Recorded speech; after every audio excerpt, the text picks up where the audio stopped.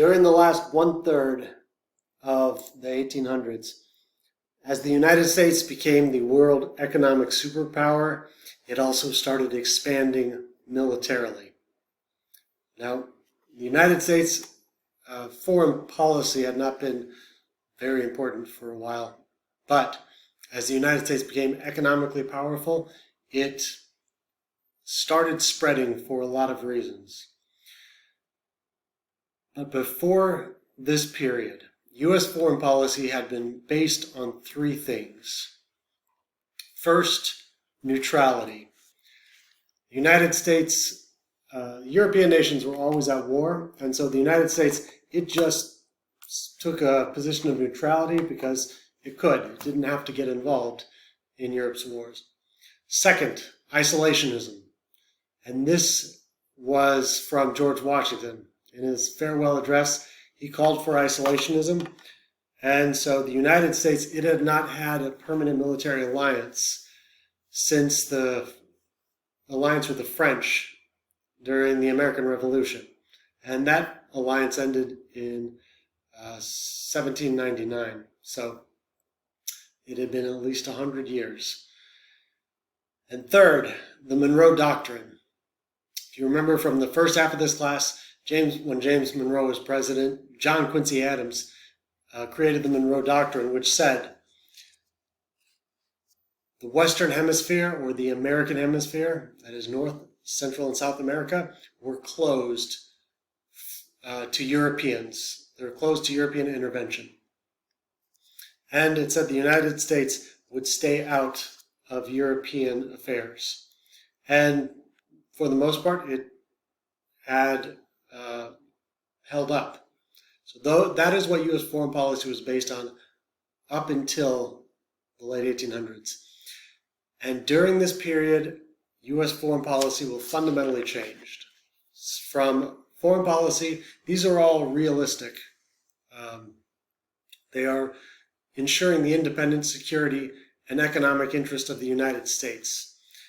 But during this period, U.S. foreign policy will change to become very idealistic. And there is a term for it, liberal internationalism. And it is so heavily associated with Woodrow Wilson, it is also called Wilsonianism. Wilsonianism is a foreign policy doctrine that says the United States should spread its values to other countries. So it is virtually the opposite of isolationism and neutrality. The United States should spread its values to other countries. And say other countries spread its values, what you're really talking about are, for one, free trade, open trade throughout the world. And of course, the United States wants this. It's the economic superpower. Two, liberal economies. And don't think liberal like the way we usually think liberal or conservative. Think of it in the literal sense, which is liberal, equal, or equal and free. So liberal economy, that is a capitalist system. Liberal political system, that of course is a democratic system. Human rights and international institutions of security. So that means stuff like today, the United Nations. Back then, the League of Nations, which we'll talk about. So what the fundamental idea behind liberal internationalism is that liberal nations have peaceful relationships with each other, so they don't go to war. So if this is spread all over the world, then it will mean there will be less war. And what this ends up involving is the United States becoming very involved in foreign affairs and in foreign countries, and really importantly, nation building. Liberal internationalism is the objective of the war in Iraq, Afghanistan, Vietnam, Korea. We are spreading capitalism, democracy, and American values. So during this period, U.S. foreign policy fundamentally changes. There were several factors that contributed to the United States becoming more expansionistic. And first and foremost, and the most important one, was economic.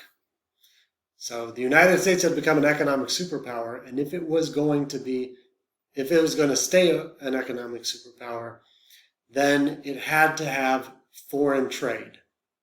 If you were going to be a world superpower, you need to have trade.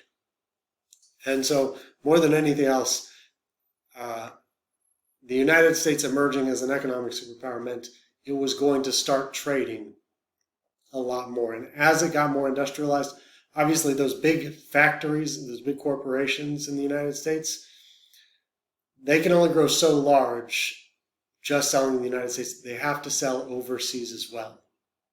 So businesses will start spreading all over the world. And then as those business interests start spreading all over the world, the U.S. military is not far behind. So the United States economics is the most important factor because the United States needed to sell its manufactured goods overseas. Also, it needed raw materials from overseas to feed its companies.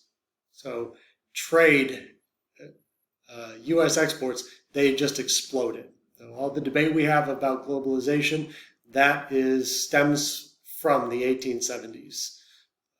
It is inevitable when you are a world economic superpower.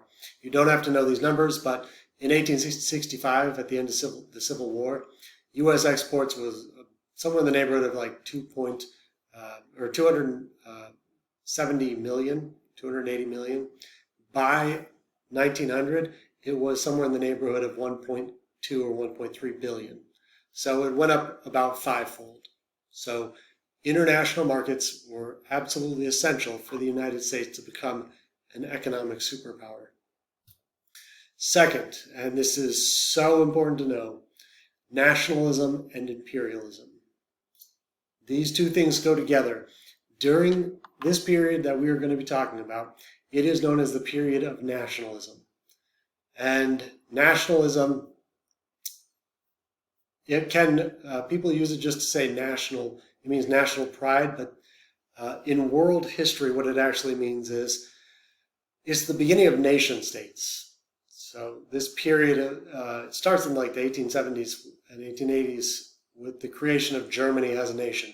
And what nationalism is people supporting their nation instead of just their ethnic and racial groups. Throughout most of human history, people divided themselves up into ethnic and racial groups, but now, during this period, they divided themselves up based on their geographic boundaries.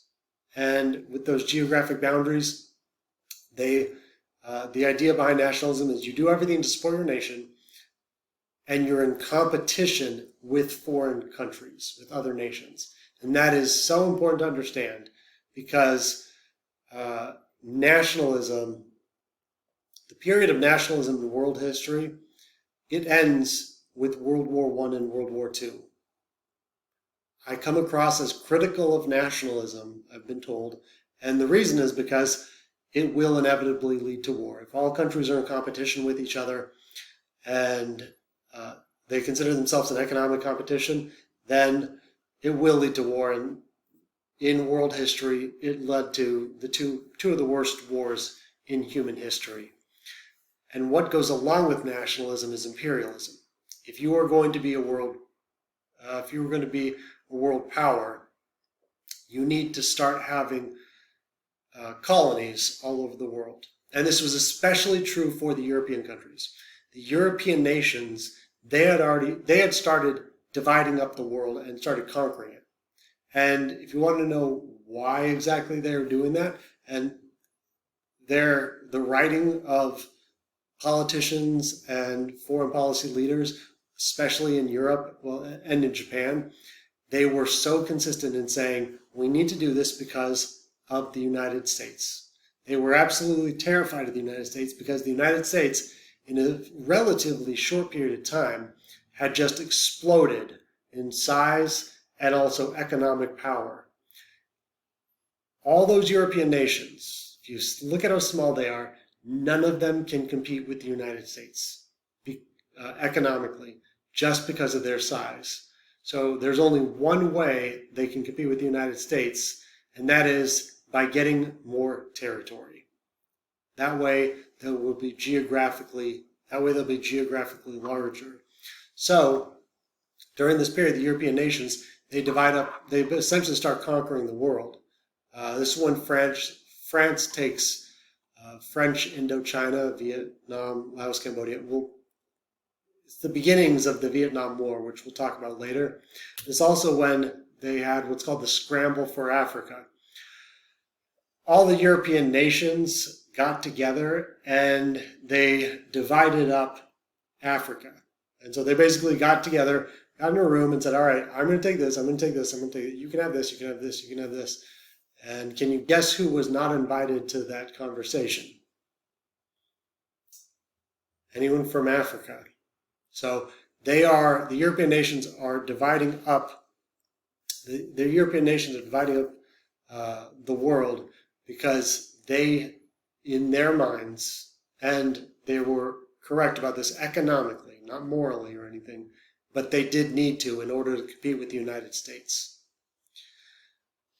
Another big factor was the belief that naval power was absolutely essential to be a world superpower. And this was really promoted by a guy named Captain Alfred Mahan. He wrote one of the most influential books of the period, The Influence of Sea Power Upon History. And he said the only world powers were ones that had large and strong navies. And he was not totally incorrect. England is a tiny, tiny little nation. How did it become the world superpower? Because it built up the biggest navy. This was so influential all over the world, especially like with Teddy Roosevelt. He absolutely completely followed this. And if you're going to be a naval superpower during this period, you have to have colonies so you can refuel them. Remember, this is the age of steamships. You need coal. You need fueling stations. So if you're going to be a world naval superpower, you have to have colonies so your ships can stop and refuel. But this is such an influential book. And under Teddy Roosevelt's leadership, because he was really influenced by this, the United States by 1907 will have the second best navy in the world, behind England. So this was really important, the United States expanding outward. And then finally you have good old-fashioned racism. Darwin's ideas were just wildly popular. And we've talked about social Darwinism before, the idea that the fit shall survive. Herbert Spencer, he had used it during the Gilded Age to promote the idea of laissez-faire, the government doesn't do anything. And it was taken further, because he was discussing in terms of individuals. It will be taken further by a lot of people, but especially this guy, John Fiske. He was a lecturer at Harvard in philosophy and history, and he will argue that just like with individuals, nations, when it comes to nations, the strongest and the fittest will survive. And that is the natural way things should be. And so he will write one of the most famous books, well, his most famous book, American Political Ideas, which essentially argues that Anglo-Saxons, or especially people from England and the United States, were the superior race and created the superior institutions that should be spread all over the world. He said they were destined to spread all over the world. And again, he was at Harvard, and he was wildly, this work was wildly popular. So there were a lot of ideas supporting U.S. expansion.